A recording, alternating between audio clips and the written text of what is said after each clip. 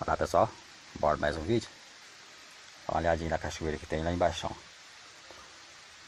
Deve dar aqui uns 100, 150 metros aqui até lá.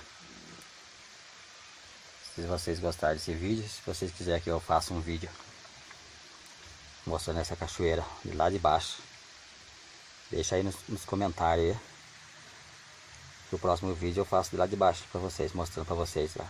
É muito legal lá embaixo. Tá pertinho, então é aquilo que eu falei, 100 a 150 metros para descer lá embaixo. É isso aí pessoal, quem gostou do vídeo deixa seu joinha, quem não for inscrito se inscreva, ative o sininho para receber novos vídeos. E fiquem todos com Deus e até o próximo vídeo, se assim Deus nos permitir.